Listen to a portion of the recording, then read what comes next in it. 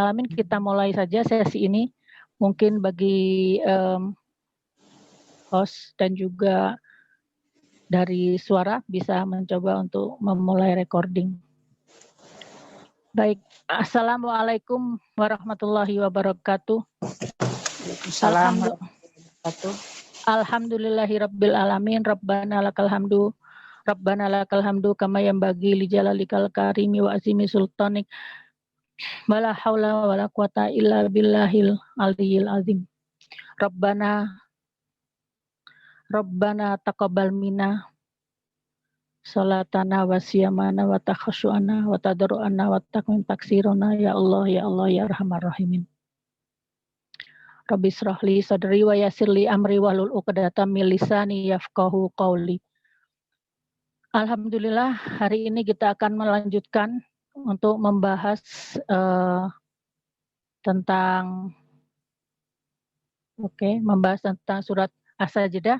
Mungkin bagi host saya minta untuk saya bisa sharing screen. Ini kelihatannya belum diizinkan untuk sharing screen. Yang terhormat kepada Ibu host. Baik Bunda, sebentar. Ya, alhamdulillah. Kita ini timnya tim kecil ya. Kita ada ber-8 orang dan semuanya hadir di sini untuk memastikan acara ini berjalan dengan lancar. Terima kasih kepada tim kecil. Semoga diberikan banyak kebaikan, keberkahan. Alhamdulillah. Baik, alhamdulillah. Bisa share. Kita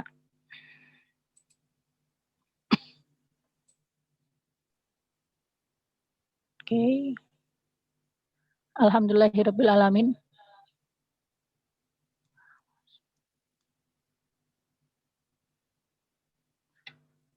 Silakan di-mute dulu yang ada di sekitar saya supaya tidak ada interferensi.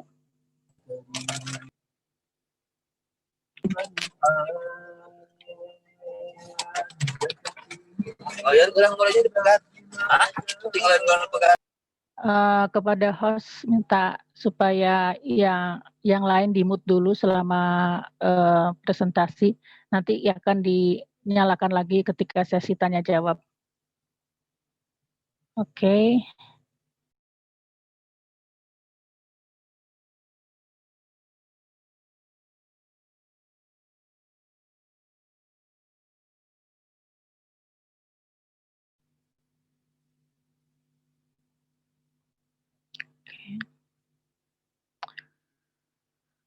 Bismillahirrahmanirrahim. Rabbana lakal hamdu. Alhamdulillah, hari ini kita akan membahas surat As-Sajdah dari ayat 22 sampai dengan ayat 25. Kita mulai dengan bacaan basmalah agar apa yang kita pelajari bisa kita pahami. Kemudian insya Allah kita hafalkan dan semoga bisa membantu kita untuk mengamalkan Al-Quran. Oke, sekarang kita lihat apakah yang disebutkan di dalam ayat 22 surat As-Sajdah. A'udzubillahi minasyaitonirrajim. Bismillahirrahmanirrahim.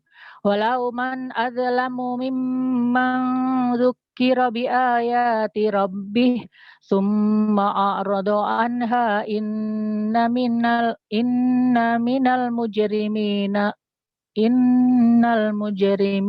muntaqimun.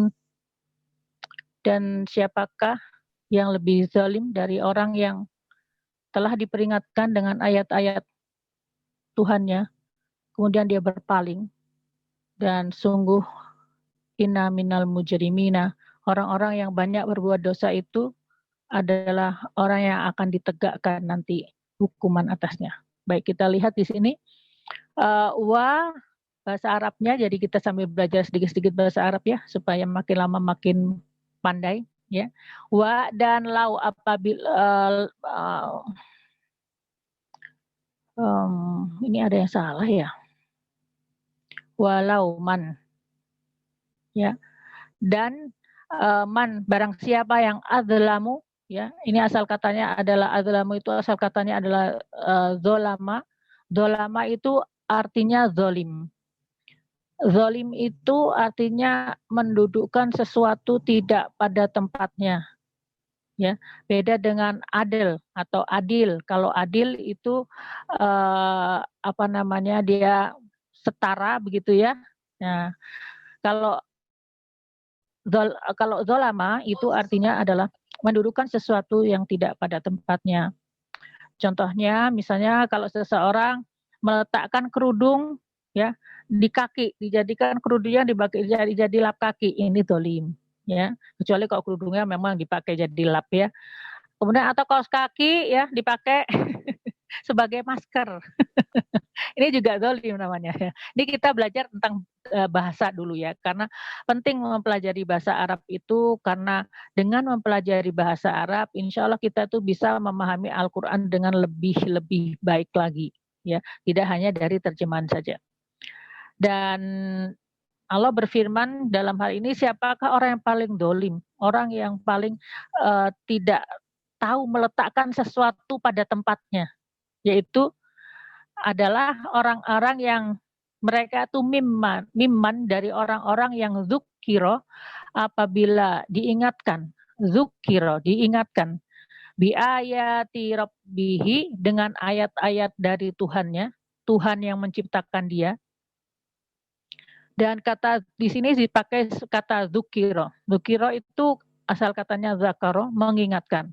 Zukiro diingatkan. Tapi kalau zukiro ada kaf tasdid, artinya diingatkan berkali-kali. Orang-orang yang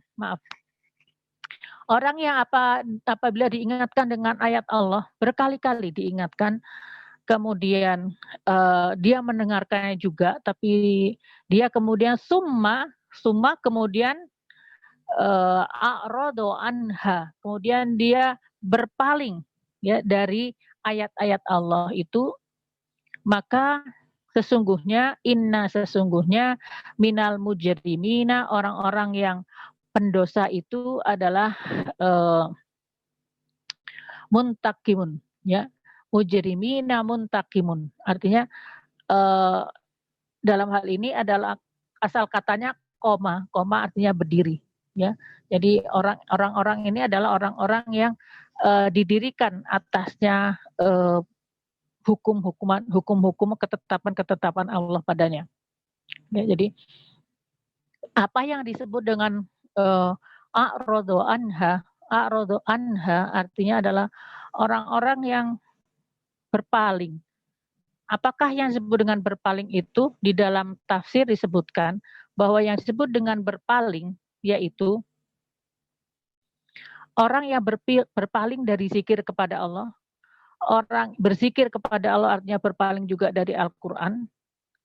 Dia orang yang meninggalkan Al-Quran. Dia tidak mau menganggap ayat-ayat Al-Quran itu sebagai jalan hidup, maksudnya way of life atau petunjuk untuk menjalani kehidupan ini. Dia tidak mau memakai Al-Quran.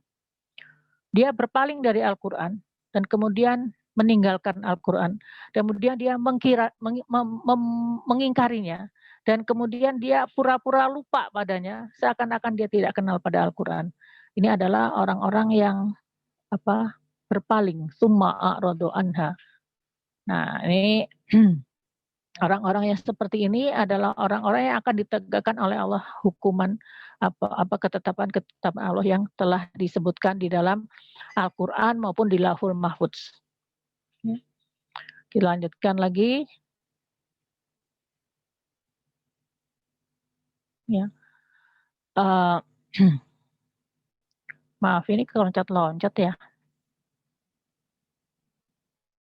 Ya, kita lihat lagi.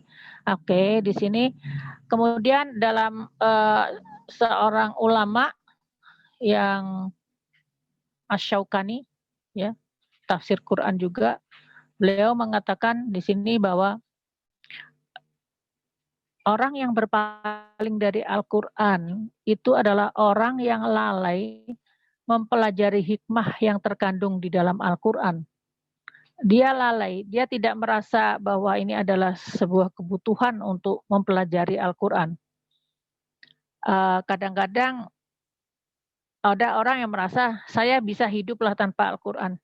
Saya bisa menjalani kehidupan ini dengan baik tanpa Al-Quran. Iya, kelihatannya bisa jadi memang baik-baik saja, tetapi pola pikirnya, kemudian cara beramalnya, cara menyelesaikan masalah-masalahnya juga tidak akan sama dengan orang-orang yang betul-betul ingin menyerahkan dirinya untuk menjalani kehidupan ini dengan petunjuk Allah, yaitu Al-Quran. Dan ujung-ujungnya itu adalah tipu daya setan. Kalau di dalam surat Az-Zukhruf dikatakan, barang siapa yang berpaling dari ajaran Tuhan yang Maha Pemurah, maka kami akan jadikan setan sebagai temannya, sebagai setan yang selalu menyertainya. Dan sesungguhnya setan-setan itu benar-benar menghalangi mereka dari jalan yang benar. Dan mereka menyangka bahwa mereka mendapatkan petunjuk. Jadi, oke, saya nggak masalah, kayaknya saya dengan tidak mempelajari Al-Quran, saya sudah cukup sholat, saya sudah cukup membayar zakat, rasanya saya nggak perlu lagi untuk mempelajari Al-Quran. Nah, ini kemudian inilah yang sesungguhnya dinafikan di dalam surat Az-Zukhruf ini, yaitu mereka menyangka mendapatkan petunjuk, tapi sebetulnya tidak. Ya, sebagai pengalaman saja, sharing dari saya, saya juga biasa saja, saya itu seperti teman-teman semuanya. Saya juga bekerja, berkeluarga, dan pada awalnya saya juga tidak, tidak begitu mempelajari Al-Quran ya. Saya mempelajari Al-Quran itu usia 22 lah, tapi background saya tuh bukan dari tren sebetulnya. Sejak umur bukan 22, 18 tahun ya, 18 tahun waktu itu saya sendirian di luar negeri, jadi saya akhirnya masuk ke Al-Quran. Nah, ini di dalam Al-Quran ini saya akhirnya bisa merasakan bahwa beda sekali gitu antara dulu ketika saya belum belajar Al-Quran dan ketika sekarang saya belajar Al-Quran, itu otak saya kayak dicuci. Jadi seakan-akan dulu itu saya bisa melihat kesalahan pola pikir saya di masa-masa yang lalu gitu. Berbeda dengan kalau dulu saya tidak merasakan demikian. Dan yang saya bilang dulu itu adalah ketika saya masih sekedar membaca Quran, kemudian menghafal tanpa mengerti artinya gitu. Jadi saya hanya mengandalkan sebetulnya hidayah dari Allah untuk bisa menjalani kehidupan ini. Tapi ketika masuk ke dalam belajar bahasa Arab dan kemudian memahami dari Al-Quran, maka memang terasa sekali gitu bahwa ada sesuatu yang dicuci dari otak saya gitu. Ada yang dulu saya pikir biasa-biasa saja, sekarang saya tidak berani melakukannya. Dulu saya bisa berkata sesuatu, sekarang saya tidak berani mengatakannya gitu ya. Karena sibagotallah. Ya, karena sudah menurut saya sih otak saya sudah dicuci. Dan sebetulnya dicuci pakai rinso ya. Jadi sebetulnya tuh yang baru terasanya tuh ya setelah memulai mempelajari mutiara-mutiara Al-Quran itu gitu. Karena itu saya ingin mengajak teman-teman untuk belajar Al-Quran karena ya ini this is our way ya, ini jalan kita gitu. Dan jangan sampai kita salah sangka seperti dalam surat Az-Zukhruf ayat 43 bahwa kita tuh sudah dapat petunjuk, tapi sebetulnya belum. Kalau belum mempelajari Al-Quran, belum memahami Al-Quran itu hanya beragama sesuai dengan orang-orang lain beragama gitu. Mungkin secara wujud sama, tetapi secara batin itu berbeda. Jadi kalau kita berusaha untuk memahami Al-Quran, maka setiap kali kita akan merasa bahwa kita diawasi oleh Allah, bahwa Dia yang selalu melihat kita, Dia yang mengetahui apakah hati kita ini berkata yang benar atau berkata yang salah gitu. Ya. Jadi ini satu statement dari Allah yang moga-moga kita nanti bisa memahami bersama-sama. Ya, satu lagi bahwa ketika saya masuk ke dalam Al-Quran, makin lama saya makin merasa bahwa saya adalah yang paling bodoh. Saya saya merasa bahwa, wow, ternyata nggak ada apa-apanya, benar-benar ilmu saya sampai sekarang pun saya mengatakan bahwa saya belum banyak yang saya tahu. Dan ini semuanya memang, apa namanya, itulah cara Al-Quran untuk mencuci otak kita, ya, mensibegoh otak kita, untuk menjadikan kita mempunyai pola pikir yang memang Allah inginkan, ya. Oke, kembali lagi sekarang kepada tafsir Al-Maraghi yang mengurai dampak yang sangat dahsyat dari sikap menyempelekan Al-Quran. Yaitu yang pertama, dia dia menjadi terbelenggu oleh tipu daya setan, ya. Jadi dia merasa bahwa dunia ini, materi ini adalah segalanya, dunia adalah segalanya, kehormatan adalah segalanya, uang adalah segalanya. Ya, pilih salah satu ya, bukan bukan semuanya. Saya nggak kayak gitu ya.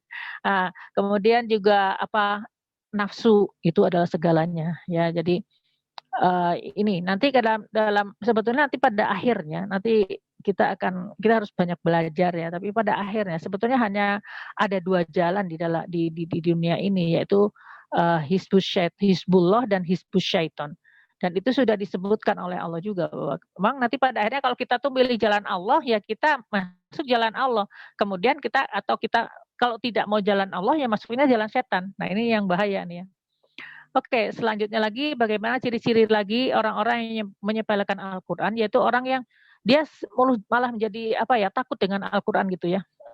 Kalau ada pendapat-pendapat Al-Quran, kata-kata di dalam Al-Quran, ceramah-ceramah yang kemudian menyentuh dirinya, dia merasa terkaget gitu ya. Jangan-jangan nanti saya disebut salah nih dalam Al-Quran. Atau jangan-jangan orang itu ada ulama itu yang membicarakan tentang Al-Quran. Aduh, saya nggak mau saya takut. Nah, ya, jadi terus kemudian ujung-ujungnya dia menentang apa yang disebut dalam Al-Quran dan syariat Islam.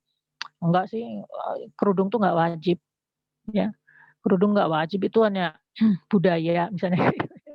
Nah, kemudian ada hal yang itu mah cuman sunnah gitu. Jangan lupa sunnah itu adalah sesuatu yang mendekatkan diri kita kepada Allah. Kalau di dalam Al-Quran konsepnya itu tidak hitam putih, ya. Kemudian ada lagi bahwa disebutkan di sini Al-Maraghi mengatakan bahwa ibarat seseorang yang jauh dari Al-Quran itu artinya dia mencari jalan yang lain, yaitu jalan seperti lalat katanya, yang hinggap di berbagai kotoran dan atau lingkungan yang jorok, dan kemudian dia tidak mau mendengarkan yang baik-baik. Ya, dia hanya melahirkan keburukan dan kemaksiatan kepada Allah. Selanjutnya larut dalam diskusi yang nggak jelas tentang pemikiran, perilaku, diskusi ke sana ke sini ya, yang justru akhirnya bisa menyakiti kaum muslimin ya. Jadi kalau kita mengetahui tentang Al-Quran, apa yang dibicarakan dalam Al-Quran, apa yang penting bagi Allah, apa yang nggak penting bagi Allah, apa yang boleh-boleh saja, apa yang tidak boleh, apa yang harus, itu semuanya ada di dalam Al-Quran, ya. Saya pernah mengikuti pada awal-awal dulu saya masih muda, saya pernah diundang ke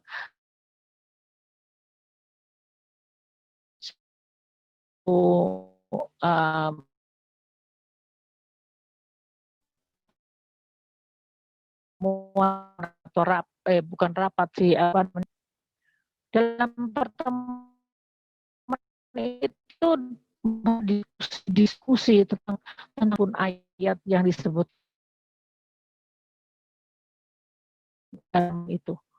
Saya setelah itu tidak modal juga sedang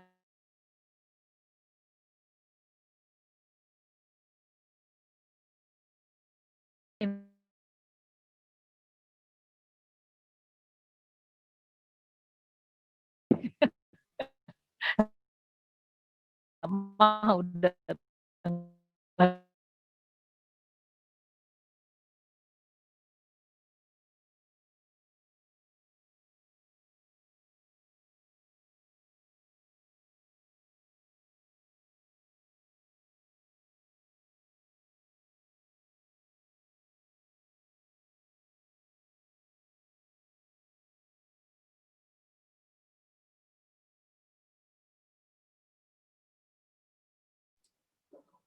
Bunda, kenapa suaranya hilang ya Bunda?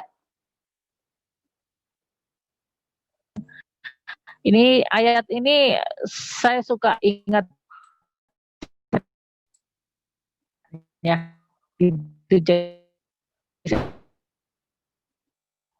mau cerita aja ke ibu-ibu ya sama kalian. Suara Bunda hilang timbul Bunda punten. Ini mengenai ada apa ya? Oke, maaf. Jadi mereka itu bersahabat dan dalam persahabatan itu persahabatan di dunia ya, entah mungkin tetangganya, teman kantornya. Ada salah seorang di antaranya mempertanyakan, apa kamu tuh benar-benar iman gitu sama hari akhirat, bener gitu, akhirat itu ada? Kamu benar-benar percaya, kata si A gitu ya, kamu benar percaya bahwa nanti kalau kita sudah mati, kita tuh akan benar-benar dibangkitkan. Terus kemudian ada hari pembalasan. Emang kamu benar percaya sama itu ya? Maka kemudian ketika mereka sudah sampai di penghujung daripada kehidupan dunia ini, dan kemudian si orang yang pertama ini masuk ke dalam surga, maka dikatakan oleh Allah, apakah engkau ingin bertemu dengan temanmu? Oh ya, boleh, boleh ya Allah, aku pengen lihat teman aku. Sekarang dia ada di mana? Maka dia ada di neraka. Maka dia melihat temannya itu dan dia berkata, dan temannya berkata, wahai temanku, tolonglah aku, berikanlah sedikit saja daripada kenikmatan dari surga kepadaku. Tapi dia tidak bisa memberikan barang sedikit pun. Dan kemudian dia berkata, demi Allah, sungguh-sungguh temanku ini benar-benar bisa mencelakakan aku di dunia ini kalau aku tidak benar-benar mendapatkan hidayah dari Allah. Karena karena berteman kadang-kadang menjadi ikut di dalam pembicaraan dan dia merasa bersyukur bahwa semuanya itu menjadikan dia masih bisa percaya kepada Allah, beriman kepada hari akhir. Ya.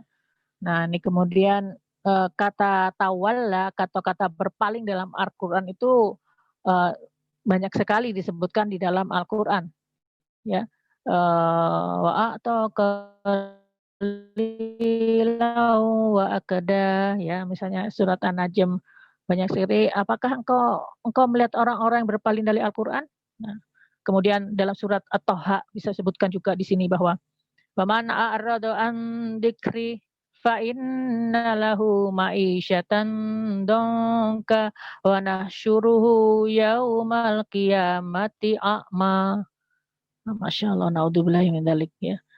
Disebutkan di sini bahwa barang siapa ya a'rada yang berpaling an dzikri dari peringatanku, maka sesungguhnya fa innahu ya, sesungguhnya fa innalahu bagi dirinya adalah suatu penghidupan yang sempit, yang susah, dan kami akan wanasyaruhu, dan kami akan di padang mahsyar mengumpulkan dalam keadaan yaumul qiyamah itu mereka dalam keadaan a'ma, dalam keadaan buta. Naudzubillahi min dzalik. Jadi ini adalah satu apa ya? Satu permisalan gitu dari Allah. Allah ingin mengatakan bahwa hendaklah kalian itu berpegang kepada habluminallah, yaitu Al-Qur'an.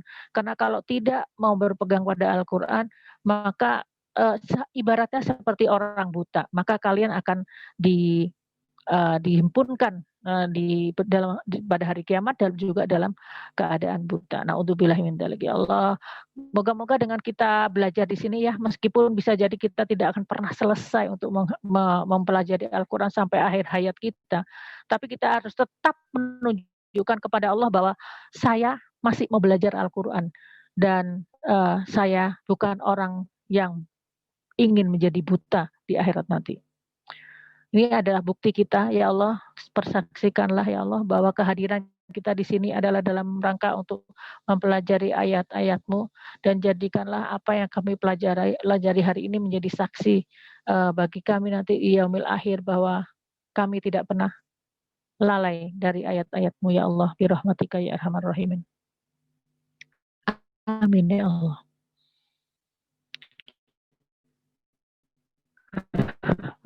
Ayat 20 ya 23. Ya. Ayat 23 di sini disebutkan Walaqad ataina Musa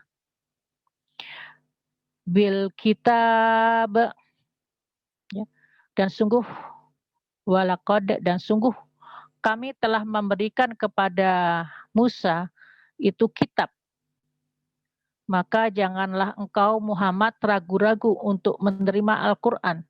Dan kami jadikan kitab Bani Israel. Ya, kita lihat lagi penjelasannya seperti apa. Ya. Baik.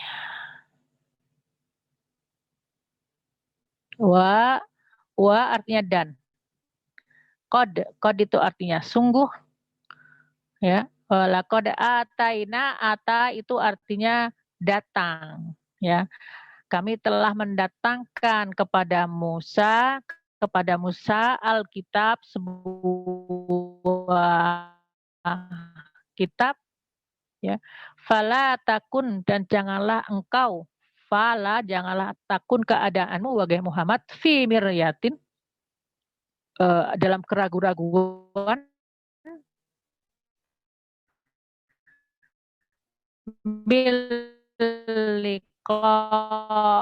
dalam pertemuan dengannya. Nah, ini dengannya ini apa?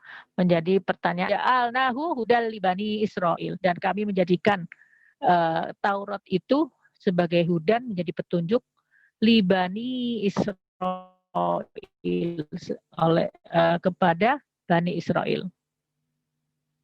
Kalau di dalam kata itu seorang tafsir hadis, ya, penafsir, beliau mengatakan adalah maksudnya liqa'ih itu artinya pertemuan dengan Musa, ya, di mana ketika beliau diisrokan, ketika diisrokan dan bertemu dengan Nabi Musa di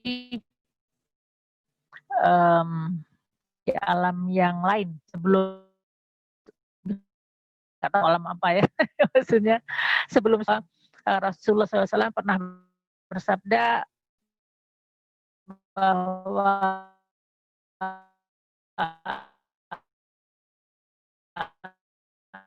telah diperlihatkan kepadaku di malam Isra'ku tentang Musa ibnu Imran, yaitu seorang laki-laki yang berkulit dan kabilah yang profilnya seperti Nabi Musa. Dan aku juga melihat, kemudian berkulit putih, dan aku melihat malaikat Malik, penjaga neraka, dan juga Dajjal. Ya, jadi ini ini adalah pertemuan Nabi Isa dengan Nabi Muhammad dengan Nabi Musa. Oke. Dan juga di dalam surat Al-Isra disebutkan juga wa ataina Musal kitaba wa ja'alnahu hudal libani Israila alla tattakhidu min duni wakila. Ya, sama ya, mirip dengan ayat yang tadi bahwa sesungguhnya memang kitab Taurat itu diberikan kepada Musa. Kita lihat sini, ini ada gambar ya kitab Taurat seperti ini. Kemudian ada juga yang seperti ini, jadi dikemasnya seperti ini.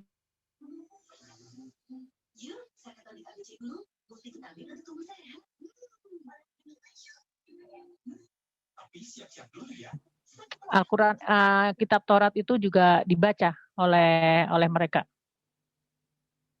Oke.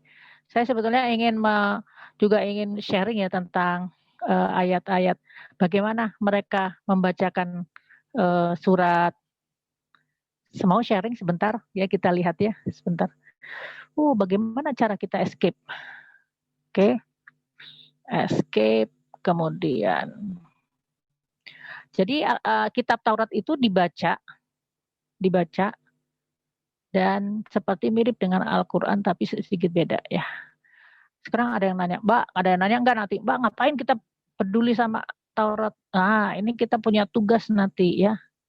Kita sebetulnya tugas kita itu adalah mempelajari Al-Quran dan juga mempelajari kitab-kitab yang lain, dalam arti supaya kita ngerti Al-Quran dan kemudian kita supaya bisa berdiskusi dengan mereka tentang Al-Quran ini. Oke, semana ya nih? Ini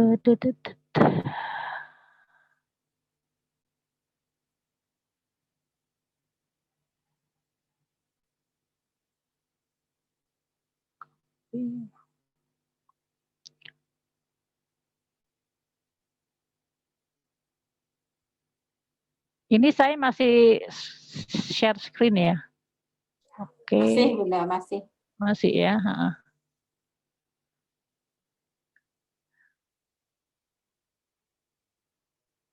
Oke, ini kita lihat. Ini adalah cara mereka membaca dan ada sih mirip-mirip dengan Al-Qur'an. Ya. Kita perlu melihat persamaan. Kita sudah tahu kita punya perbedaan. Tapi kita juga harus bisa melihat persamaan. Kenapa nanti saya sebutkan kenapa kita perlu. Suaranya nggak keluar ya, sebentar ya. Suaranya tidak keluar.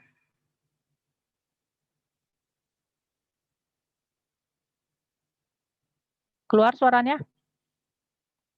Belum? Belum ada suara, Bunda. Oh, sayang sekali. Sudah ada. Sudah? Suara apa maksudnya, Bunda? Suara dari sini, dari pembacaan ini tidak terdengar ya? Tidak bisa dilihat ya?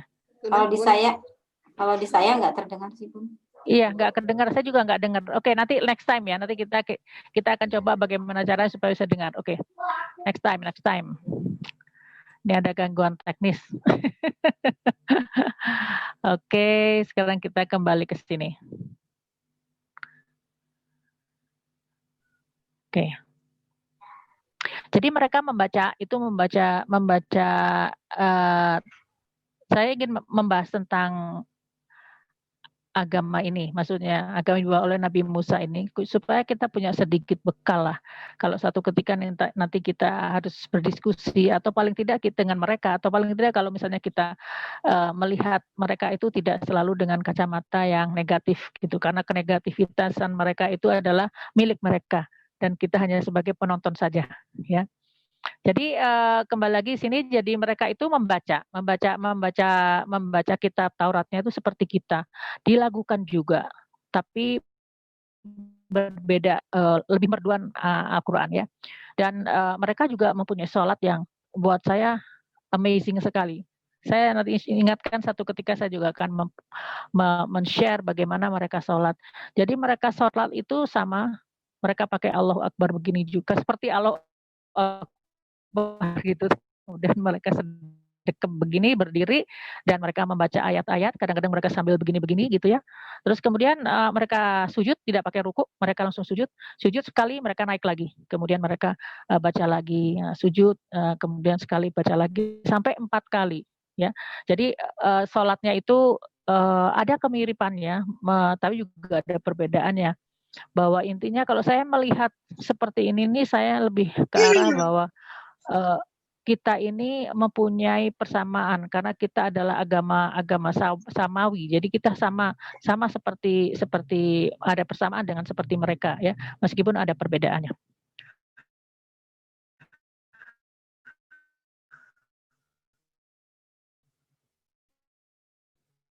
Oke, selanjutnya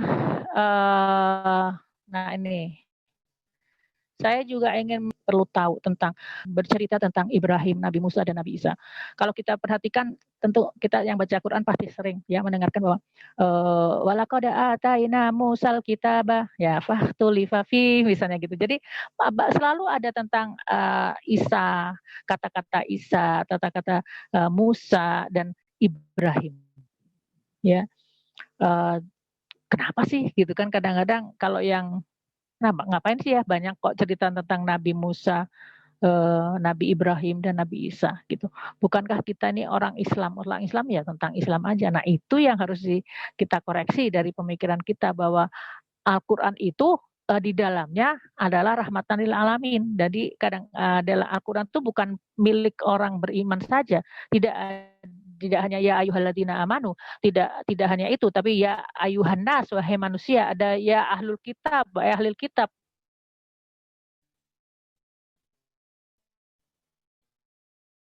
Ya, ya ayyuhal kafirun, wahai orang kafir ya. Jadi sebetulnya bukan hanya milik kaum muslimin yang seperti yang kita bayangkan dalam pikiran kita, tetapi Al-Quran itu adalah rahmatan lil alamin buat seluruh alam. Karena itu adalah tugas bagi kita untuk kita itu bisa memahami Al-Quran dan kemudian kita sebarkan keindahan Al-Quran ini kepada seluruh umat manusia. Itu sebetulnya sudah menjadi satu tugas kita. Cuman ada yang berkata, wah tugasnya berat banget. Ya, ini kan kita belajar ya, kita belajar. Kalau kita belum mampu menerima tugas itu, ya paling tidak kita tahu bahwa kita sebetulnya punya tugas itu, gitu lah. Kalau kita belum mampu, ya lo saya belum mampu, nggak apa-apa gitu. Tapi kita harus melebarkan pandangan kita harus bisa mengetahui apakah message yang sebenarnya dari Al-Quran, dan moga-moga kita akan menjadi orang-orang yang menjadi lebih bijak ya menjalani kehidupan ini. Jadi kemudian apa yang terjadi dengan Ibrahim, Musa dan Isa? Jadi ini saya sedikit memberikan petikan kalimat dari Ustadz Nu'man Ali Khan. Dia mengatakan bahwa sebetulnya kitab-kitab yang Allah tuh yang dulu tuh sudah banyak yang dibelokkan ya. Beliau ini sudah berdiskusi dengan banyak dengan rabi-rabi Yahudi maupun dari kalau diundang ke gereja dia ceramah tentang Nabi Isa, kalau dengan rabi dia berbicara tentang Nabi Musa dan Nabi Ibrahim, tetapi menurut versi Quran gitu.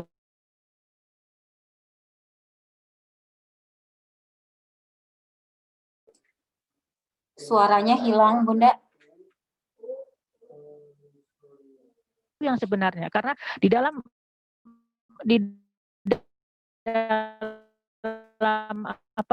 kitab-kitab mereka sudah banyak distorsi yang justru ayat dari kitab-kitab tersebut justru tidak menunjukkan akhlak yang mulia dari para nabi dan rasul ya, dan itu dikoreksi di dalam Al-Quran sehingga kita ini sebenarnya kita lah yang punya kunci ilmu tentang nabi dan rasul-rasul itu.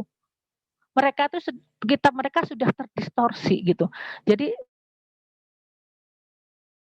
kita pelajari apa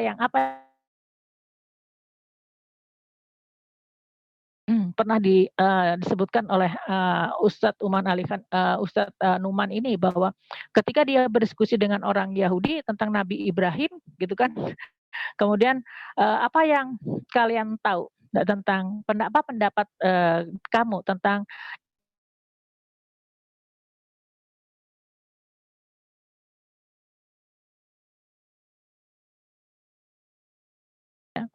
kalau di dalam Islam, Ibrahim itu adalah seorang Habibullah.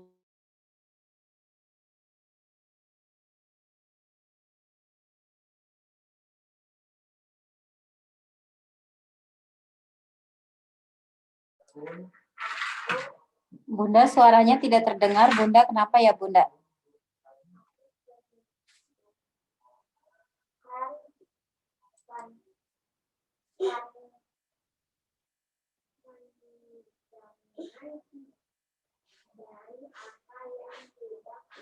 Bunda, maaf suaranya tidak terdengar sama sekali, Bunda. Tidak terdengar sama sekali. Begitu kan? Ya, sekarang sudah. Iya, sebentar. Hilang timbul gitu, Bunda. Oh iya ya, sebentar ya. Oke, sebentar saya cek dulu baterai dari ini saya. Oke, masih oke. Oke. Baterai. Ya, jadi ini adalah kembali lagi. Jadi bahwa mereka bilang tentang siapa Nabi Ibrahim. Ibrahim itu adalah seorang yang mengajarkan kepada kita untuk banyak berdebat kepada Tuhan katanya. Kenapa bisa seperti itu? Ya karena sama aja lah seorang anak dengan seorang bapak. Ketika anak masih kecil dia turut bapaknya. Ketika dia sudah agak dewasa dia akan bertanya lebih lanjut pada bapaknya. Ketika sudah besar maka dia akan banyak berdiskusi dengan bapaknya, dan ketika dia sudah banyak ilmunya maka dia akan berdebat dengan ayahnya katanya gitu. Jadi ini loh apa hubungannya dengan dengan Nabi, dengan bagaimana sikap kita kepada Allah, kan Allah dengan Bapa ini berbeda. Tuhan itu berbeda kedudukannya dengan manusia ya. Jadi permisalan-permisalan yang tidak tepat seperti ini menjadikan mereka memandang Nabi dan Rasul itu bukan sebagai sosok yang kalau dari agama Yahudi ya tidak terlalu dihormati karena mereka tuh banyak menunjukkan hal-hal yang tidak benar gitu tentang nabi-nabi ya. Nanti kita bahas satu ketika kalau kita belajar Al-Quran lebih lanjut kita akan melihat apa yang mereka lakukan terhadap para nabi ini. Kemudian kalau Nabi Isa berbeda lagi. Kalau Nabi Isa buat mereka itu adalah Tuhan, ya Trinitas dan sebagainya. Maka tugas kita adalah mempelajari tentang bagaimana Nabi Isa itu dan bagaimana kita ini memberikan tentang kebenaran daripada nabi-nabi ini di hadapan mereka. Ya. Saya sendiri di grup sebelum COVID kita tuh punya satu grup menghafal surat Al-Maidah ya. Kenapa menghafal Al-Maidah ya? Dan itu beberapa teman tuh bertanya. Ya karena Al-Maidah itu bicara tentang Nabi Isa dan kita sudah di akhir zaman dan insya Allah Nabi Isa itu akan datang di akhir zaman. Dan pada saat itulah Nabi Isa itu nanti akan sholat di belakang Imam Mahdi dan ini ada di dalam hadis-hadis sahih ya tentang hadis akhir zaman dan nanti orang-orang juga dari kaum Nasrani juga akan sangat terkejut bagaimana bisa seorang Tuhan mereka itu sholat di belakang Imam Mahdi ya. Dan kemudian memang di akhir zaman Nabi Isa ini setelah wafatnya Imam Mahdi, Nabi Isa akan menjadi raja ya, maksudnya pemimpin daripada umat manusia. Nah, dalam hal ini makanya kita harus belajar tentang Nabi Isa itu ya.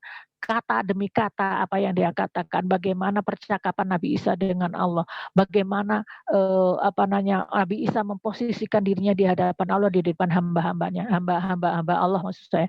Jadi nanti kalau kita sudah paham, maka ketika saatnya tiba, kalau kita diizinkan oleh Allah masih hidup ketika zaman itu tiba, maka kita tidak akan ragu lagi untuk mengikuti Nabi Isa dan nanti juga akan ada orang-orang dari non muslim yang akan bertanya kepada kita tentang Nabi Isa.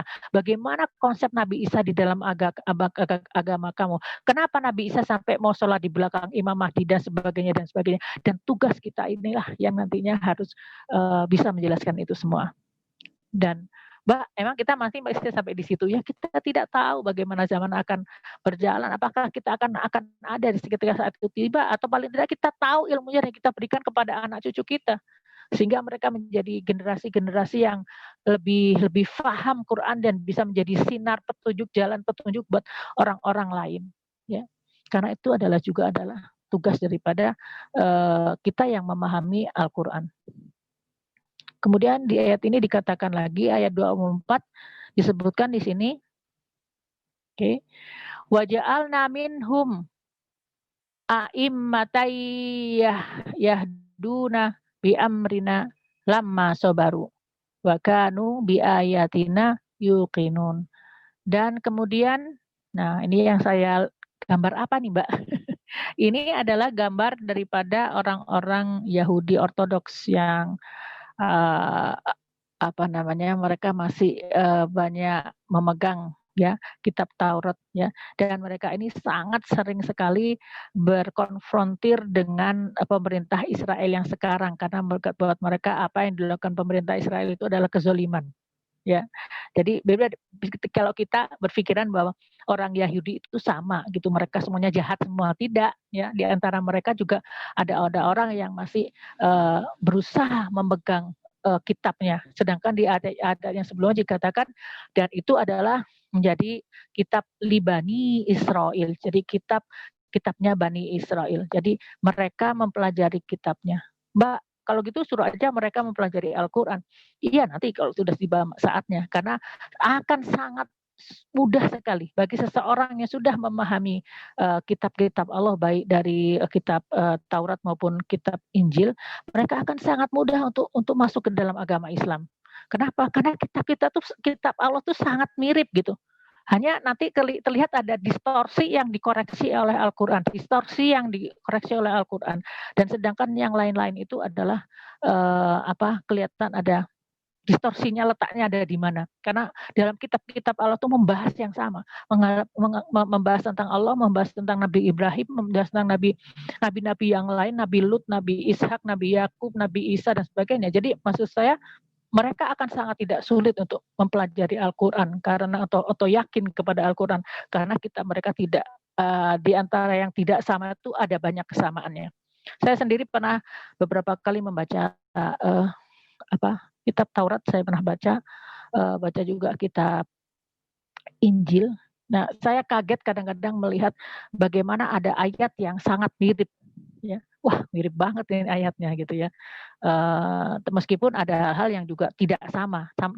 Misalnya contoh kalau di Taurat disebutkan bahwa yang disembelih yang menjadi kurban yang harus disembelih oleh Nabi Ibrahim itu adalah Ishak. Sedangkan kalau di dalam Al-Qur'an ada Ismail, ya. Kenapa ini seperti ini ya? Karena di antara mereka itu ada yang mengganti ayat-ayat Allah dengan semaunya sendiri. Dan karena Ishak itu adalah Bani Israel, itu adalah keturunan dari Ishak, maka mereka tidak mau, mereka ingin bahwa nenek moyangnya yang menjadi berperan di dalam kitab suci itu. Jadi maksudnya digantilah Ismail dengan Ishak. Tapi nanti setelah itu kalau mereka tahu kebenarannya, mereka juga akan mudah untuk bisa memahami bahwa disitulah memang letak distorsinya dan bahwa message-nya itu adalah sama. Selanjutnya, ya, jadi Allah juga menyebutkan bahwa memang di antara mereka itu ada beberapa yang jadi pemimpin-pemimpin yang mereka itu memberi petunjuk bagi kaumnya sesuai dengan amrina, sesuai dengan perintah kami, dan karena kesabaran mereka untuk melakukan itu. Ya, kalau boleh saya sebutkan bahwa para nabi yang dan rasul itu sebagian besar itu adalah dari Bani Israel. Jadi mulai dari bahkan Nabi Isa itu adalah Bani Israel juga, orang Yahudi juga. Yang mulainya kan dari Yakub ya, setelah Yakub sampai terus ke bawah itu adalah dari golongan Bani Israel. Karena itulah mereka kemudian menjadi sulit untuk beriman kepada Nabi Muhammad karena Nabi Muhammad itu berbeda jalur gitu. Berbeda jalur. Jadi mereka menjadi susah untuk menerima Nabi Muhammad sebagai nabi dan rasul, ya.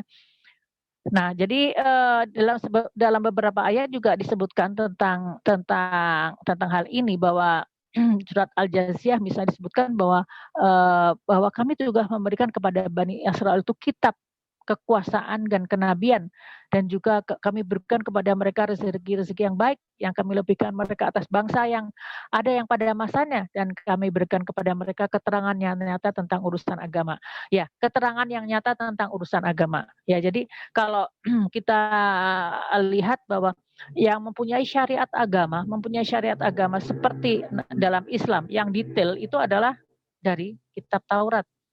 Kalau kitab Injil itu tidak sedetail daripada kitab Taurat. Bahkan sebetulnya perintah dari Nabi Isa itu supaya orang-orang yang mengikuti Nabi Isa itu mengikuti juga syariatnya Nabi Musa. Jadi ikut dalam syariat Taurat. Tapi orang Nasrani tidak mau melakukan itu. Jadi sebetulnya secara syariat itu hanya ada di agama Yahudi dan agama Islam. Kalau agama Kristen itu tidak ada syariatnya. Karena itu kita lihat orang dalam beragama, orang-orang Nasrani lebih lebih kesana kesini gitu. Maksudnya zikir-zikir mereka itu juga berbeda di antara satu kelompok dengan kelompok lain gitu. Beda dengan masalah dengan kita maupun orang Yahudi. Kita tuh udah punya sesuatu yang sangat detail sekali dalam syariat yang sangat detail menjalani kehidupan ini. Demikian juga dengan orang Yahudi. Oke, sekarang kita masih punya berapa menit lagi? 5 menit lagi ya, 5 menit lagi. Ya. Kemudian baik, saya akan tolong di-mute ya, ada yang suara yang masuk ya. Kemudian ayat 25 disebutkan inna rabbaka huwa yafsilu bainahum yaumal qiyamati fima kanu fihi yakhtalifun. Inna, sesungguhnya rabbaka, Tuhan kamu sekalian, dia adalah yafsilu bainahum akan memberikan keputusan di antara kamu sekalian ya. Fima yaumal qiyamah, pada hari kiamat, fima tentang apa-apa yang kanu keadaan kamu sekalian saat itu ketika di dunia berselisih tentangnya, gitu. Jadi kita ini kan banyak pro kontra ya dengan dengan agama-agama lain gitu ya. Nanti pada pada hari kiamat Allah akan memberikan apa namanya, membukakan ya semua yang terkait dengan apa-apa yang kita perselisihkan. Jadi di sini ayat ini sebetulnya masih ayat yang bisa jadi kita tidak memahaminya, ya. Ayat-ayat yang kita tidak paham apa sih maksudnya ayat ini, ya. Dan kata-kata fi makanu fihi yahtalifun. Innallaha yahkumu bainahum fi makanu fihi yahtalifun. Bagi yang suka baca Al-Qur'an pasti sudah sering membaca ayat ini. Ini maksudnya ini bahwa Allah, inilah artinya bahwa sesungguhnya Allah itu akan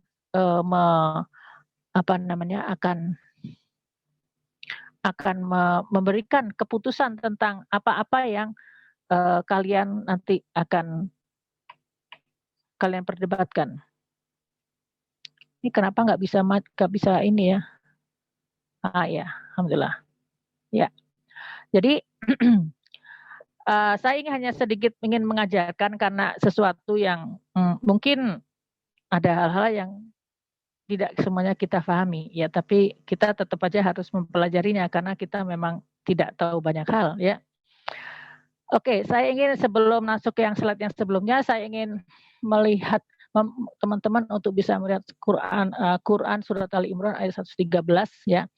Yang saya beri judul di sini adalah seperti awal dari surat, yaitu laisu sawaan.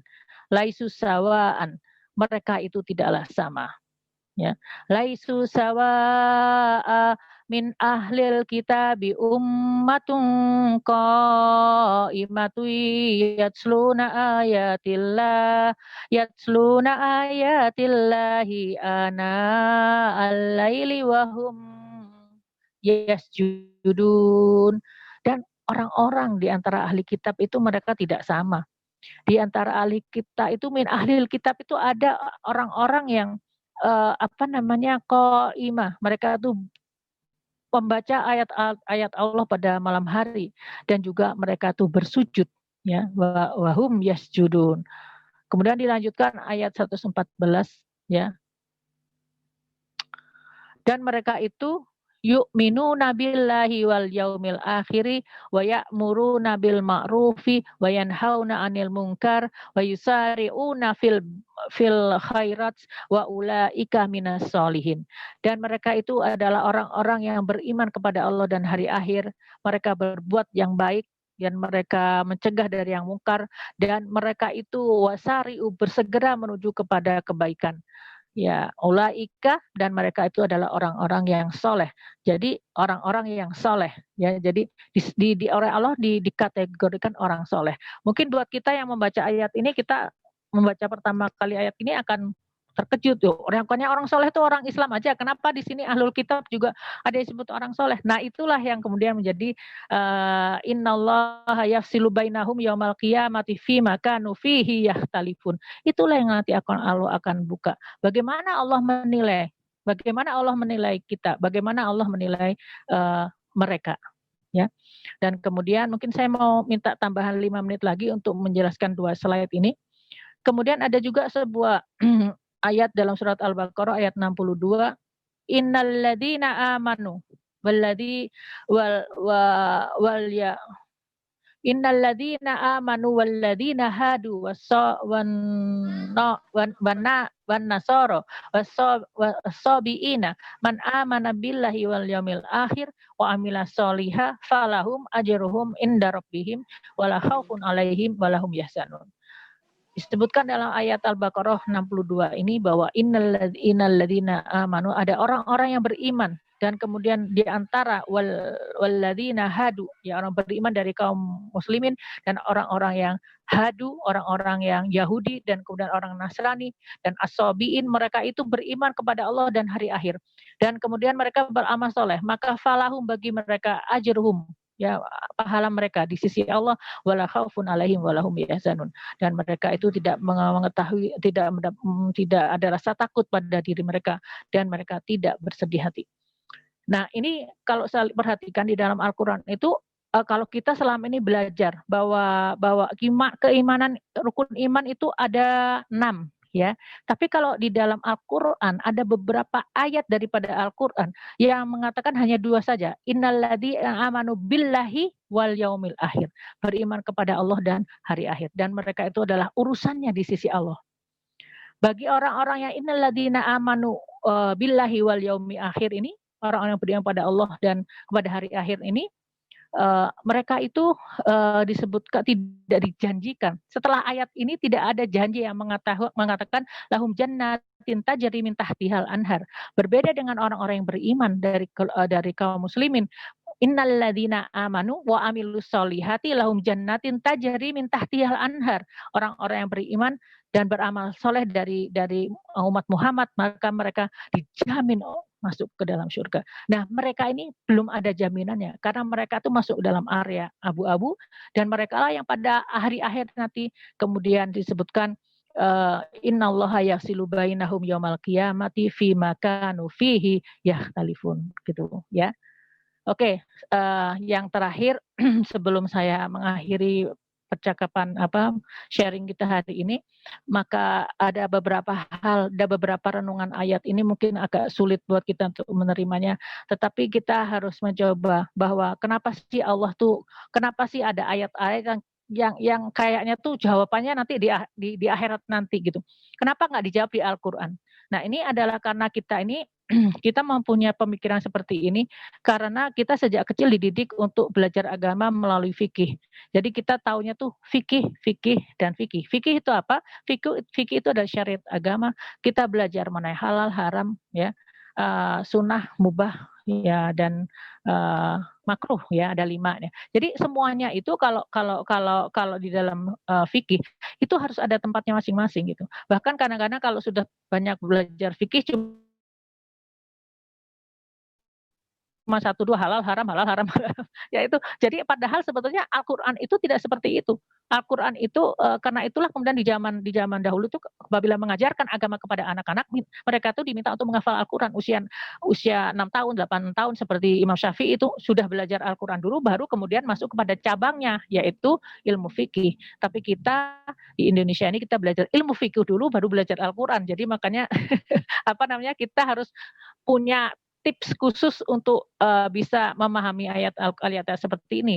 Yang pertama yaitu kenalilah Allah, sebagai Tuhan.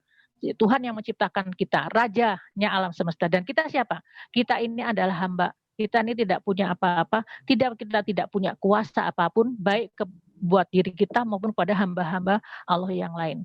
Yang selanjutnya, luaskanlah ilmu Al-Qur'an karena kita itu baru sedikit memahami tentang Al-Qur'an. Kemudian jauhkan diri kita dari konsep hitam dan putih karena dunia ini tidak cuma hitam dan putih. Sama halnya juga dengan tanaman yang ada di sekitar kita, maka tanaman di sekitar kita ini bunganya berwarna-warni, daunnya juga warna-warni. Oke. Nah, kemudian ada hal lagi yang ingin saya sampaikan di sini ya, bahwa kita tidak tahu semua ketentuan Allah. Kita tidak tahu rahasia hati manusia. Kita tidak tahu akhir setiap orang, apakah husnul khotimah atau su'ul khotimah. Kita juga tahu bahwa surga dan neraka itu adalah hak prerogatif dari Allah. Surga dan neraka itu adalah miliknya Allah, bukan milik kita. Karena itu sebagai hamba, kalau kita hamba, kita tidak bisa melarang Allah untuk menjadikan seseorang itu, ya Allah ini masuk neraka nih ya Allah, ini kemudian ini masuk surga.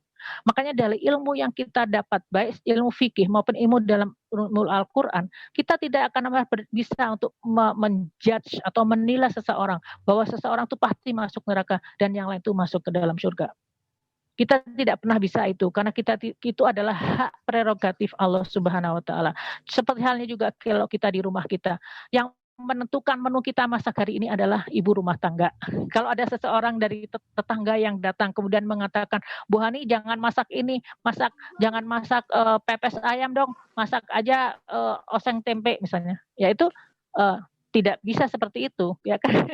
Kan itu kan rumah saya yang punya rumah, jadi saya yang menentukan saya masak apa hari ini.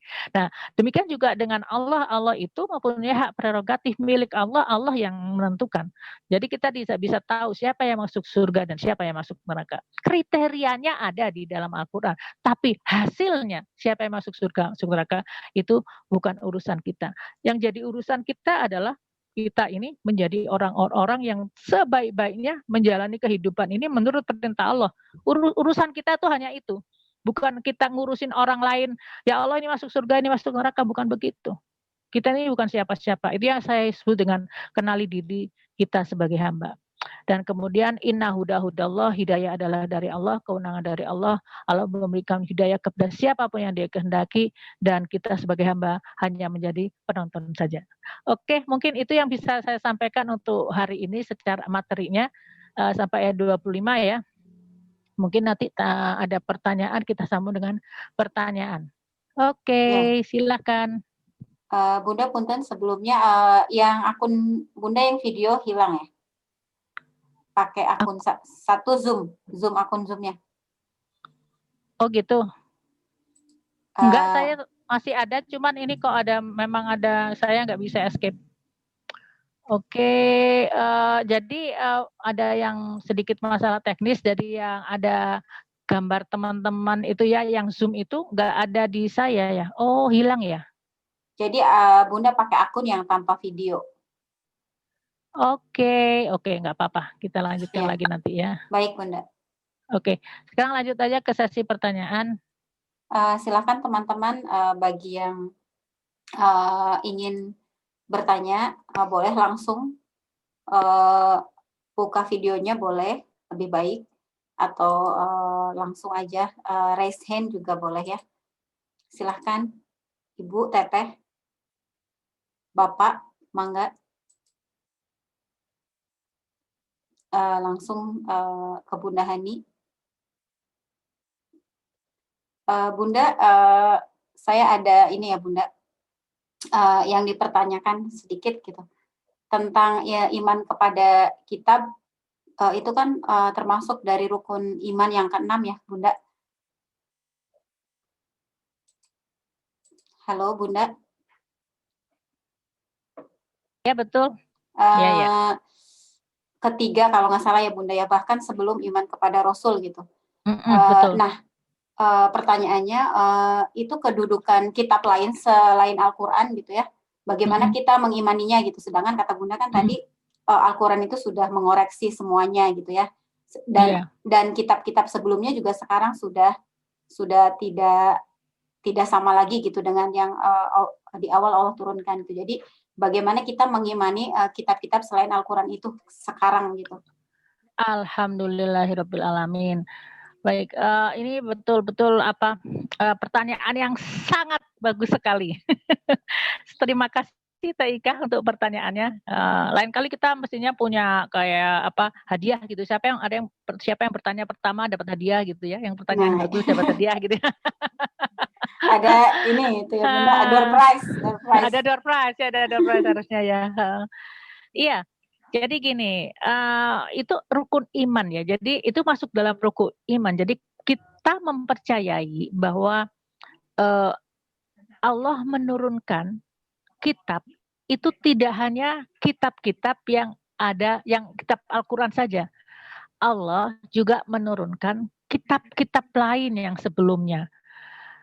Yang itu selain yang kita tahu dari Taurat dan ada Nabi Isa ya, Injil, kemudian sebelumnya itu ada Taurat, terus kemudian ada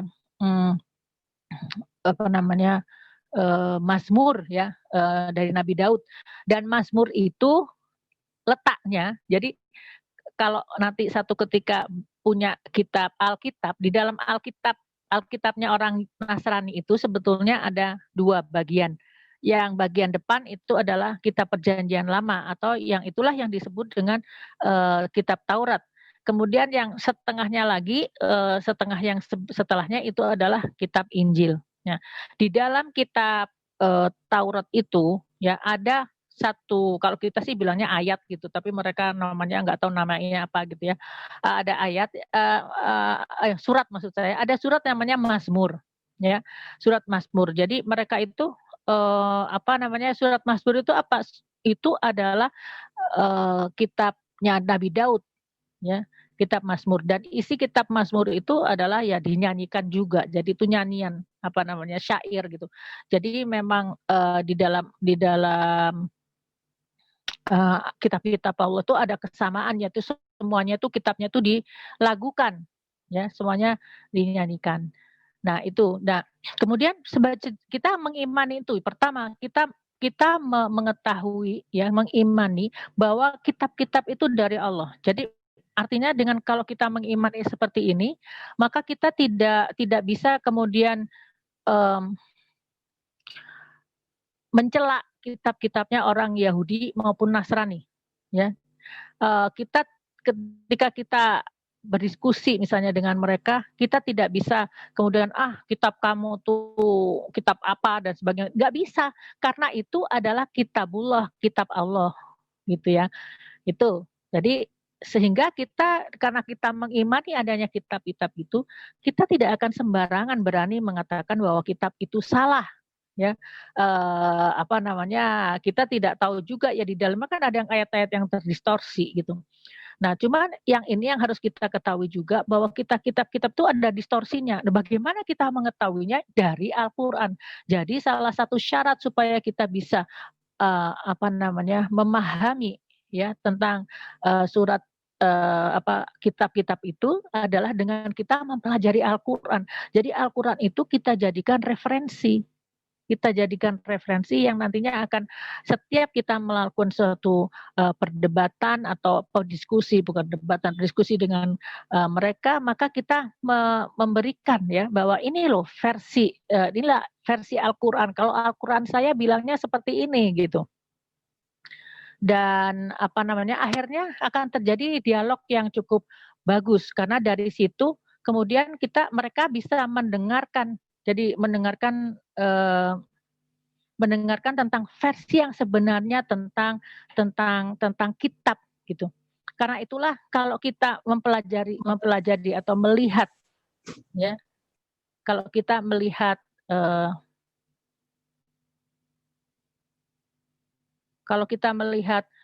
misalnya ayat-ayat kitab kita dalam kitab suci, kitab yang lain, syaratnya salah satunya adalah kita harus paham Al-Qur'an dulu. Mungkin tidak harus paham 100% semuanya, karena kitab Al-Qur'an itu diulang-ulang. Jadi kita memahami, ada seorang ulama mengatakan kita mengetahui membahas Al-Qur'an 30% saja daripada ayat Al-Qur'an itu kita sudah bisa paham. Apa inti daripada Al-Qur'an, apa yang Allah inginkan, itu sudah kita bisa pahami hanya dengan memahami kurang lebih 30% saja daripada ayat-ayat Al-Qur'an. Nah, kalau kita sudah tahu ayat Al-Qur'an, maka kita akan dengan mudah bisa melihat karena kita sudah mempunyai keimanan terhadap ayat-ayat Allah ini, Al-Qur'an maksud saya, maka kita bisa memberikan versi yang berbeda dengan apa yang ada di dalam kitab-kitab mereka, dan kita mempunyai satu keyakinan bahwa kitab Al-Qur'an ini adalah kitab yang terakhir. Kalau kitab terakhir itu seperti skep, kalau yang pernah bekerja di kantor kan ada surat keputusan gitu ya. Misalnya surat keputusan kenaikan gaji misalnya gitu. Kan yang dipakai yang mana ya? Yang paling terakhir. Kalau misalnya ada skep yang turun bulan Januari ya 2021 dengan skep yang turun bulan Januari 2020, mana yang dipakai? Kan pasti yang dipakai adalah skep yang terakhir. Kan itu yang berlaku itu, dan skep yang terakhir itu membatalkan skep yang sebelumnya, sama dengan ayat-ayat dengan apa namanya, kitabullah ini, dan kitabullah ini yang terakhir adalah Al-Qur'an. Jadi apa namanya, kalau Rasulullah SAW bilangnya bahwa sebetulnya kitab itu aku ini adalah ibarat seperti sebuah batu bata terakhir yang ada dalam sebuah bangunan, yaitu bangunan tauhid kepada Allah. Karena sebelum daripada Rasulullah SAW itu sudah banyak nabi-nabi. Ada yang berapa banyak sih nabi dan rasul. Kalau kita kan tahunya kan 25 rasul ya. Kayaknya nabi-nabi itu kalau di dalam literatur dikatakan bisa jadi ya sekitar 300.000 nabi. Jadi banyak sekali, dan Rasulullah SAW itu beliau mengatakan saya adalah satu bata terakhir untuk dalam sebuah bangunan tauhid itu.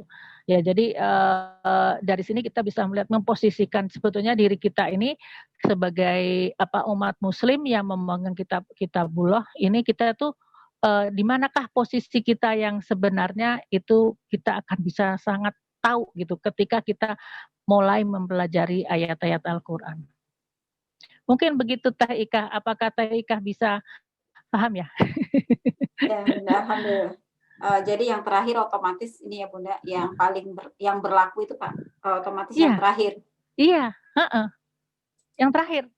Dan apalagi yang terakhir ini kan sudah dijamin oleh Allah akan, ya karena kasih sayang Allah, bahwa maka Allah menjamin bahwa yang terakhir ini akan tetap valid sampai akhir zaman, kan itu ada penghafal-penghafalnya ya, dan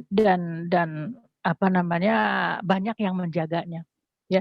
Jadi kita tidak perlu ragu, karena ini memang yang Allah sediakan, rahmat Allah itu di dalam kitab Al-Qur'an ini gitu.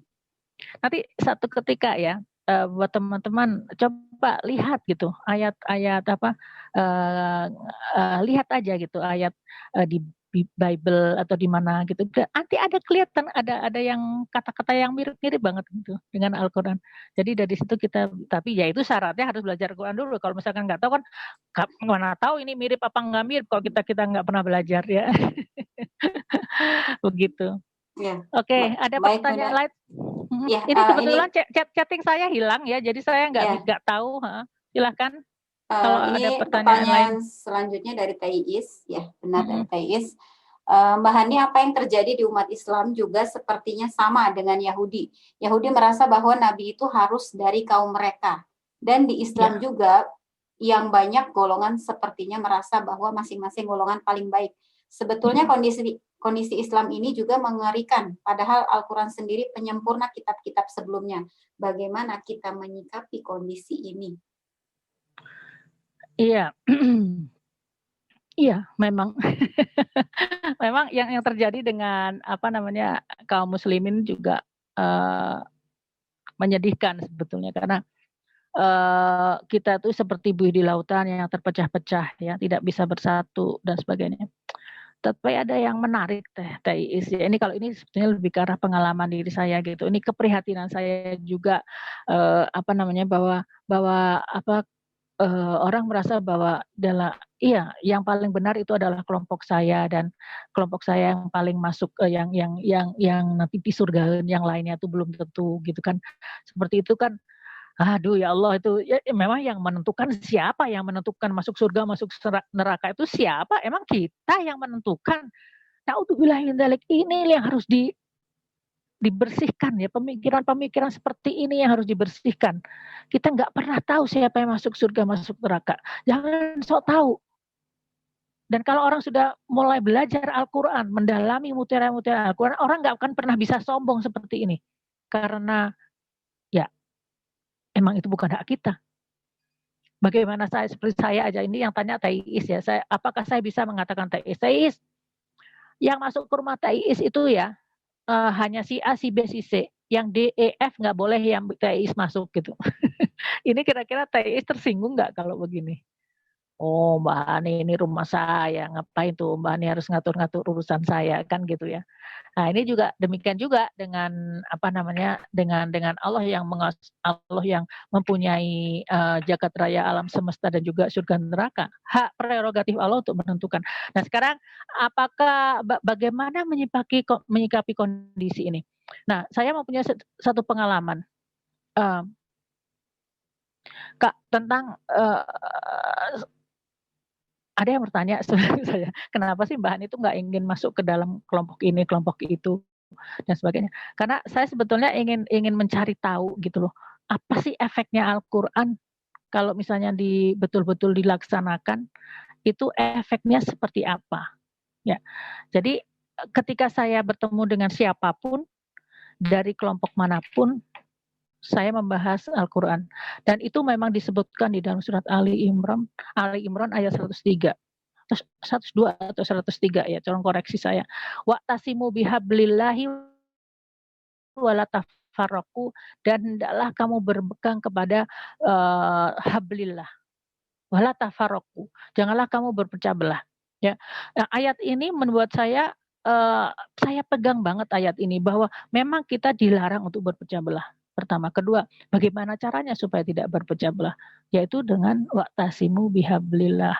Berpeganglah pada Al-Qur'an. Hablillah itu apa? Al-Qur'an. Kalau di dalam tafsir yang saya baca, tidak satu tafsir, tidak hanya sekedar satu tafsir yang saya baca tentang ayat ini, semuanya setuju bahwa yang disebut dengan hablillah itu adalah Quran dan hadis. Ya, tapi yang jelas Quran. Jadi kemudian ternyata setelah saya perhatikan, ketika kita bertemu dengan seseorang dari golongan manapun, dari kaum muslimin, ketika kita berbicaranya tentang Quran, selesai nggak ada habisnya. Maksudnya kita bisa ngobrol bersama, duduk bersama kalau kita ngomong Quran. Tapi kalau apabila ada satu kaum atau satu kelompok yang diajak bicara Quran aja nggak mau, buat saya ya nggak apa-apa, sudah selesai masalahnya, karena itu berarti dia mengingkari Al-Quran. Bukan mengingkari diri kita secara pribadi karena kita tidak sekelompok, tetapi yang justru diingkari itu adalah Al-Quran. Jadi kalau ada yang tidak mau berpegang pada Al-Quran, ya sudah, saya angkat tangan. Itu adalah bukan urusan saya lagi, tapi urusan dia dengan Allah Subhanahu Wa Taala, gitu. Karena dia sudah tidak mau memegang ayat-ayat Al-Quran. Gitu. Jadi mungkin resepnya bagaimana menghadapi kondisi ini. Buat saya sih kalau kita udah tahu ya apa tugas kita dalam kehidupan ini, gampang saja. Yang pertama bagaimana menyikapinya, berpegang pada Allah, pada hablillah, pada Al-Quran, bicaranya tentang Al-Quran aja, terus kemudian artinya Al-Quran dalam segi aplikasinya ya, kemudian innalladzina amanu wa amilus solihat, dan beramal soleh aja, baikin aja orangnya ya, berikan apa yang bisa kita berikan. Dia mau dia mau ilmu, kita kasih ilmu. Dia mau senyum, kita kasih senyum. Dia mau kue, kita kasih kue. Apa aja kita bisa kasih, kan kita beramal soleh. Jadi buat saya hidup ketika saya mempelajari Al-Quran ini, hidup menjadi lebih simpel gitu, karena kita hanya mengurusi apa sih hak dan wewenang kita sebagai seorang hamba Allah, apa sih tugas kita sebagai hamba Allah, itu yang kita urusi. Yang lain kita serahkan kepada Allah, karena memang tugas kita itu hanya beriman, beramal soleh, dan berjihad bersungguh-sungguh di jalan Allah. Itu mungkin Teh Iis, jadi jangan bingung-bingung. Oke, ada tambahan lagi? Silakan dibuka line Zoom-nya. Mangga teman-teman, Teteh kalau ada tambahan lagi atau pertanyaan selanjutnya. Bahasan hari ini cukup ini ya, mungkin cukup berat ya bahasan hari ini. Berat ya? Berat. Enggak, tapi gini, maksudnya santai aja gitu kan, karena Bunda sendiri juga ketika belajar hal seperti ini juga masih bingung gitu, pertama kali membaca ayat, kadang-kadang menghafal, kadang ada surat yang Bunda sampai seminggu nggak bisa ngapalin, satu ayat aja nggak bisa, ayat itu tuh stuck di ayat itu. Karena apa? Bunda nggak paham ayatnya. Bunda ketika ngapalin ya artinya begini, maksudnya apa, begini. Jadi merasa tidak bisa menjalankan pola pikirnya itu masih nggak bisa satu pola pikir dengan Al-Quran. Kemudian berpikir yang salah tuh saya atau Al-Quran. Ayo, siapa yang salah? Saya apa Al-Quran? Ya pastilah kita yang salah. Jadi karena itulah saya teman-teman jangan kapok belajar Al-Quran, karena memang kita akan surprise gitu kalau kita belajar Al-Quran, karena kita memang sedang dicuci oleh Allah, sibegotallah, kita kalau sibegoh itu artinya dicelup. Jadi kalau orang zaman dulu tuh kan kalau bikin kain supaya berwarna tuh dicelup gitu kan, supaya warnanya jadi merah, dicelup sama cat kain merah dan sebagainya. Ya itu memang begitulah kalau kita belajar Al-Qur'an, kita memang dicuci, dikasih warna ya. Warna apa gitu. Ya warnanya Al-Qur'an, warnanya Allah. Karena itu kadang-kadang ada yang warnanya nggak mau nempel, misalnya kayak gitu, susah nempel gitu ya. Semoga apa yang saya jelaskan hari ini, kalaupun bingung nggak apa-apa ya, udah jalani aja hari-hari, nanti satu ketika juga akan paham sendiri. Bahkan Bunda ini suka sering juga kalau misalnya nggak paham satu ayat, ya Allah nggak paham ayat ini apa gitu ya. Ya udah minta sama Allah, kemudian nanti akan dikasih pemahaman oleh Allah. Mungkin dari ayatnya yang lain, dari hafalan yang lain, dari murojaah. Ada murojaah ayat loh. Kok ayat ini sama dengan yang sedang saya pertanyakan? Akhirnya jadi paham gitu ya. Jadi teruslah berhubungan dengan Allah, terus untuk berhubungan dengan ayat-ayatnya, maka nanti insya Allah kita akan paham ya. Jangan berputus asa ya. Kalau ada kebaikan itu semuanya adalah dari Allah, dan apabila ada kekurangan itu mungkin dari kekurangan Bunda sendiri gitu. Jadi tetap belajar, ayo kita sama-sama ajak teman-temannya untuk belajar Quran ya. Insya Allah nanti topik yang setelah ini nggak berat ya. Yang ini masih awal gitu ya. Nanti moga-moga nantinya lebih mudah kita untuk memahami ayat-ayat Allah. Oke. Ada lagi mau ditambahkan? Teh Tini, mungkin Teh Tini mau bertanya sesuatu atau memberikan komentar sesuatu? Tanya. Iya Teh Tini. Iya Teh Tini. Ya. Mudah-mudahan cukup ya ini 3 menit. Ya nggak apa-apa. Sedikit aja. Tadi itu yang ayat 24 ya. Waja'alna minhum a'immatai yahduna bi amrina lamma. Itu tuh minhum tuh terkait 23. Dari mereka, ya dari orang-orang, dari orang Yahudi. Oh, itu bisa jadi pelajaran nggak misalnya buat kaum muslimin sekarang misalnya, kalau mau punya pemimpin yang baik kita juga harus sabar gitu. Oh iya betul. Iya, jadi ayat-ayat Allah yang meskipun kadang-kadang itu menyentuh humnya mereka, bukan kita, maksudnya humnya itu adalah kaum Yahudi misalnya atau kaum Nasrani gitu. Tetapi pada itu bisa menjadi pelajaran buat kita. Kenapa? Karena sebetulnya hakikatnya manusia itu sama aja. Makanya kata Thais, apa yang terjadi dengan Yahudi itu sama kok sama dengan kita ya Mbak Hani ya, kadang-kadang dalam skop yang lebih kecil dalam agama kita. Iya, memang seperti itu. Kita itu egonya sama, kita sama-sama manusia, egonya sama, keinginannya sama ya. Udah ada patternnya atau pola-polanya gitu, bahwa ya seperti itulah tuh manusia. Jadi kalau misalnya itu mengenai orang Yahudi pun, maka itu harus menjadi cerminan bagi kita bahwa mereka diberikan berkah, itu pemimpin yang baik karena mereka itu bersabar. Iya, ya kayak kita juga, kita harus bersabar, kita harus tunjukkan kepada Allah bahwa kita ini layak untuk diberikan pemimpin yang sabar, bima sobaru, karena kesabaran kita. Jadi kesabaran itu akan menurunkan banyak hal. Kesabaran itu menurunkan pertolongan Allah. Kesabaran itu menjadi jalan pintu surga untuk di akhirat, tapi juga akan menurunkan pertolongan Allah dari jalan yang tidak kita sangka-sangka. Jadi tetap bersabar, kita harus tetap bersabar, terutama dengan pandemi COVID saat ini ya. Semoga apa yang kita pelajari tentang minhum, tentang mereka, juga menjadi sesuatu yang bisa kita tarik pelajarannya, bahwa apapun juga kita memang harus menjadi orang-orang yang bersabar.